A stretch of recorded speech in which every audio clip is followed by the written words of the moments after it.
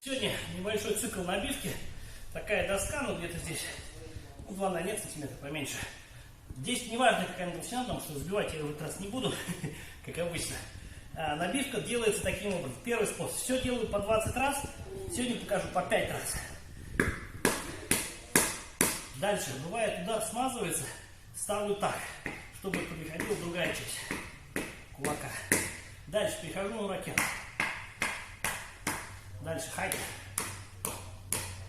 Дальше обычный учи.